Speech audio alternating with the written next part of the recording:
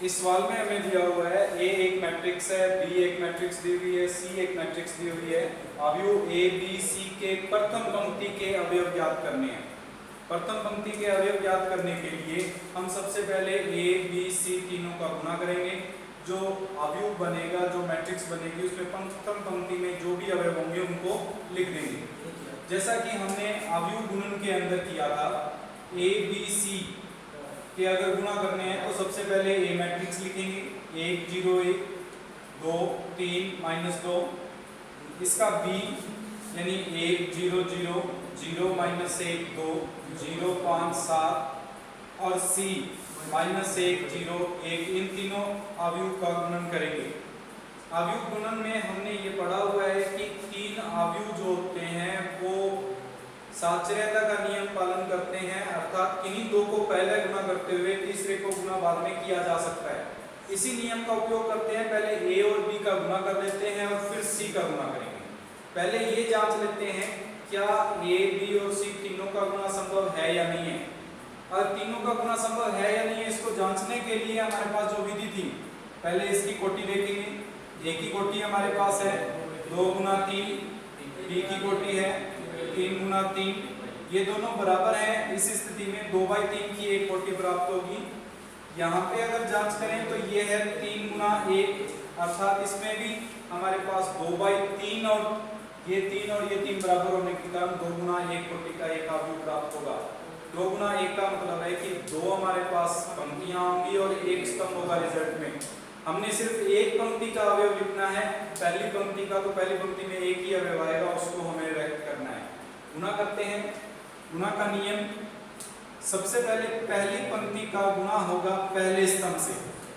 -1 का गुणा +1 से करेंगे, +0 का गुणा 0 से, +1 का गुणा 0 से। फिर पहली पंक्ति का गुणा होगा दूसरे स्तंभ से, यानी 0 का -1 से गुणा 0, 1 का 5 से गुणा 5। फिर पहली पंक्ति का तीसरे स्तंभ से गुणा करेंगे, 0 + 0 + 7। इसी प्रकार दूसरी पंक्ति पहला स्तंभ, 2 का 1 से गुणा 2, 3 का 0 से 0, -2 का 0 से 0। फिर दूसरी पंक्ति दूसरा स्तंभ, 0 -3 -10। दूसरी पंक्ति तीसरा स्तंभ, 0 6 -14। और इसका फिर से गुणा करना है हमें -1 0 और 1 से। हल करेंगे, ये बन जाएगा -1 5 7 2 -13 -8, यहाँ पे आ जाएगा -1 0 1। फिर से पहली पंक्ति का पहले स्तंभ से 1 + 0 + 7। दूसरी पंक्ति पहला स्तंभ, -2 + 0 -7। हल आ गया हमारे पास 8 और -10।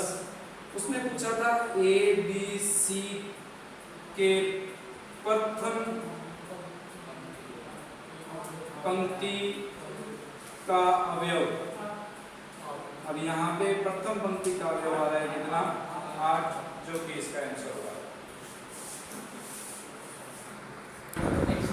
एक और सवाल लेते हैं इसमें।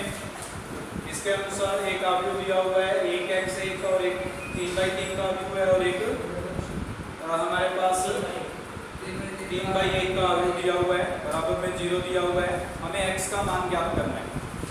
x का मान ज्ञात करने के लिए जैसे अभी हमने गुणा का नियम लगाया था, उसी प्रकार इसमें भी गुणा का नियम लगाते हैं। गुणा का नियम लगाएंगे तो जैसे इसमें 1 x1 1 2 3 4 5 6 3 2 5 और 1 2 3 बराबर में हमें 0 दिया होगा। सबसे पहले इसको हल करते हैं, गुणा करते हैं। गुणा में आप कोई मर्जी को 2 को गुणा पहले कर सकते हैं, जैसे कि पहले इन दोनों का गुणा कर सकते हैं या फिर इन दोनों का गुणा करके फिर इससे गुणा किया जा सकता है। वो आप पर निर्भर करता है, साचर्यता नियम का पालन करता है, जैसे कि पहले सवाल में मैंने बताया। अब अगर इस नियम का उपयोग करेंगे तो ये बनेगा 1 x1 पहली पंक्ति का पहले स्तंभ से। अगर पहली पंक्ति का पहले स्तंभ से गुणा करेंगे तो 1 + 4 + 9। दूसरी पंक्ति पहला स्तंभ यानी 4 + 10 + 18। दूसरी पंक्ति बराबर में 0। यहाँ 0 का मतलब है जो भी अवयव प्राप्त होता है उस कोटि का शून्य अवयव है। अगर यहाँ 2/2 का अवयव प्राप्त होगा तो वो 2/2 का शून्य अवयव होगा, यानी 0 0 0 0 होगा। अगर ये 1/1 का प्राप्त होता है तो वो एक अकेला 0 अवयव प्राप्त होगा। अब इसका गुना फिर करते हैं। अगर इसका गुना करेंगे, पहले इसको हल कर लेते हैं। 1x 1, यहाँ बन गया ये 14, यहाँ पे 32, यहाँ पे बराबर 0। पहली पंक्ति पहला स्तंभ एक ही अवयव बन रहा है इसमें से। 14 + 32x + 22 बराबर 0।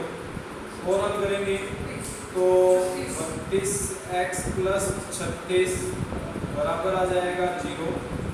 दो मैट्रिक्स तभी बराबर हो सकती हैं जब उनके मान बराबर हो, अर्थात ये 0 के बराबर होगा। x का मान आ जाएगा -36/32, यानी -9/8। उत्तर है इसका।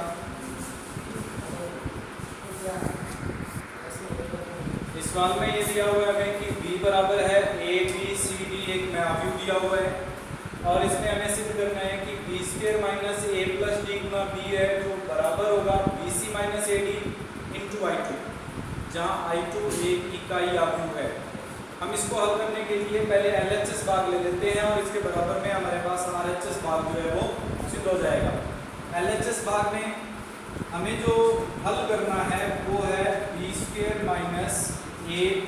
d × b को b² कैलकुलेट करते हैं। सबसे b² का मतलब है b का b से गुना, अर्थात a b c d का गुना करेंगे a b c d से। अगर हल करते हैं तो पहली पंक्ति पहला स्तंभ, अगर इसको गुना करेंगे a² + bc, फिर ab + bd, फिर ac + cd, फिर bc + d²। फिर हम क्या करेंगे a + d × b। अगर a + d × b कैलकुलेट करते हैं तो ये बन जाएगा, इस भाग को यानी इस a b c d को a + d से गुना करना है। अगर गुना करेंगे तो ये बनेगा a² + ad। उसके बाद में ab + bd, फिर आ जाएगा ac + cd और फिर बन जाएगा हमारे पास ad + d²। हमें b² में से a + d × b को घटाना है, अर्थात इस अवयव में से इस अवयव को घटाना है। अगर इन दोनों अवयव को घटाते हैं तो दोनों अवयव को घटाने पर देखो हमारे पास पहले इस अवयव में से इस अवयव को घटाएंगे। a² + bc में से अगर a² + ad घटाते हैं तो a² से a² कट जाता है, यहाँ बच जाएगा bc - ad।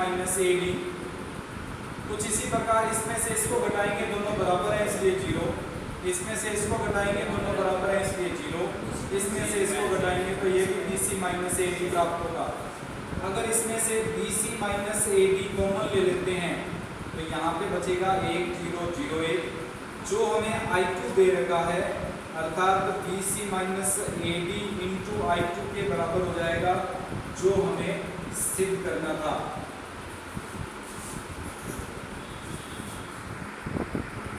इस सवाल में हमें दिया हुआ है कि एक मैट्रिक्स A बराबर 1 0 0 1, B बराबर 0 1 -1 0 और A capital A + B capital B और A capital A - B capital B का मान अवयव A के रूप में ज्ञात करना है। इसका अर्थ यह है कि जो भी इसका हल आएगा उसको आइडेंटिटी मैट्रिक्स के रूप में, आइडेंटिटी मैट्रिक्स को या तत्समक अवयव जो है उसको किससे गुणा करें कि इसका उत्तर प्राप्त हो जाए। तो जो इसको हल करके देखते हैं, सबसे पहले a का कैपिटल A से गुना करते हैं। अगर a का कैपिटल A से गुना करेंगे तो इस a का हमारे पास 1 0 0 1 से गुना होना है, जिसके अनुसार a 0 0 a आ जाएगा। इसी प्रकार b का कैपिटल B से गुना करेंगे तो ये हो जाएगा 0b - b 0 के रूप में। जब a capital A + b capital B को हल करते हैं तो ये प्राप्त हो जाएगा हमारे पास a b - b a के रूप में। और a capital A minus b capital B का हल करेंगे तो ये प्राप्त हो जाएगा a minus b b minus plus a के रूप में परिभाषित हो जाएगा। अब हमें इन दोनों का गुणा करना है। अगर इन दोनों का गुणा करते हैं यानी a capital A b capital B आव्यूह का a capital A minus b capital B आव्यूह से गुणा करेंगे तो पहली पंक्ति पहला स्तंभ, अगर पहली पंक्ति पहला स्तंभ लेंगे तो a square plus b square, पहली पंक्ति दूसरा स्तंभ माइनस ab प्लस ab बनेगा, दूसरी पंक्ति पहला स्तंभ माइनस हमारे पास दूसरी पंक्ति पहला स्तंभ है इसलिए माइनस ab प्लस ab बनेगा, और दूसरी पंक्ति दूसरा स्तंभ करेंगे तो b square plus a square के रूप में प्राप्त होगा। जिसको हल करें तो ये प्राप्त हो रहा है a square plus b square 0 0 a square plus b square के रूप में, जिसमें से a square plus b square अगर बाहर निकाल देते हैं तो 1 0 0 1 के रूप में प्राप्त हो जाएगा, जो कि a आव्यूह जो दिया हुआ था उसके रूप में होगा। अब इसमें हमें सिद्ध करना है, ये दो मैट्रिक्स दी हुई हैं cos square alpha cos alpha sin alpha cos alpha sin alpha sin square alpha cos square beta cos beta sin beta cos beta sin beta और sin स्क्वायर बीटा, ये बराबर है 0 के। ये सिद्ध करना है जबकि हमें ये दिया हुआ है कि अल्फा माइनस बीटा का जो मान है वो 2m माइनस 1 पाई बाई 2 के बराबर है, जहां m एक कोई भी प्राकृत संख्या को व्यक्त करता है, अर्थात अल्फा माइनस बीटा का मान कोई भी पाई बाई 2 का विषम गुणज है, ये हमें दिया हुआ है। और हमें सिद्ध करना है कि इन दोनों का गुणा करने पर जो उत्तर आएगा वो एक शून्य आव्यूह आएगा, जीरो मैट्रिक्स बनेगी, यानी उसके सारे अवयव 0 0 0 0 आएंगे। हल करने के लिए नियम वही है हमारे पास गुणा का, पहली पंक्ति को लेके चलेंगे और पहले स्तंभ से गुणा करेंगे। अगर पहली पंक्ति यानी इस पंक्ति का इस स्तंभ से गुणा करते हैं तो ये बन जाएगा हमारे पास cos square alpha cos square beta और फिर plus cos alpha cos beta sin alpha sin beta. कुछ इसी प्रकार से पहली पंक्ति का दूसरे स्तंभ से गुणा करेंगे तो ये बन जाएगा cos square alpha cos beta sin beta plus sin square beta cos alpha sin alpha.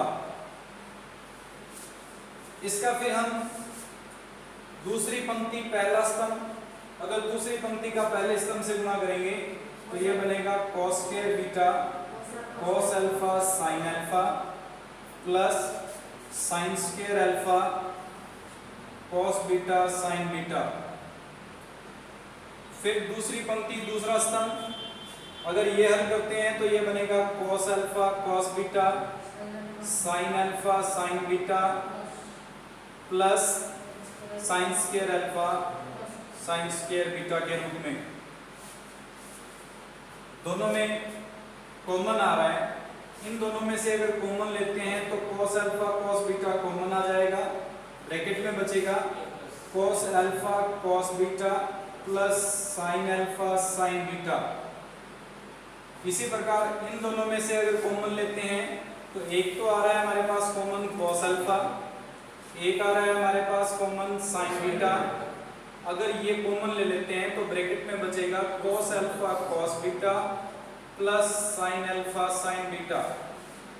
कुछ इसी प्रकार से इन दोनों में से भी कॉमन, अगर यहाँ कॉमन लें तो cos बीटा कॉमन आ रहा है और sin अल्फा कॉमन आ रहा है, ये भी cos alpha cos beta plus sin alpha sin beta बचेगा, और इसमें से sin alpha sin beta common आ रहा है, जिससे हमारे पास ब्रैकेट में cos alpha cos beta plus sin alpha sin beta बच जाएगा। अब ये आइडेंटिटी है हमारे पास cos a cos b plus sin a sin b, जो cos a माइनस b की आइडेंटिटी होती है। इसका अगर उपयोग करें तो ये बन जाएगा cos alpha cos beta cos alpha minus beta, इसी प्रकार cos alpha sin beta cos alpha minus beta, इसी प्रकार cos beta sin alpha cos alpha minus beta और sin alpha sin beta cos alpha minus beta. इसमें हमें पता है कि अल्फा माइनस बीटा का जो मान है वो 2m माइनस 1 पाई बाई 2 दिया हुआ है। इस स्थिति में cos अल्फा माइनस बीटा का जो मान होगा वो हमेशा 0 होगा, और इस 0 को किसी से भी गुना कर दें हमेशा जो रिजल्ट आएगा वो 0 प्राप्त होगा। अर्थात ये मैट्रिक्स बन जाएगी 0 0 0 0, जो कि 0 मैट्रिक्स है, हमें प्रूफ करना था।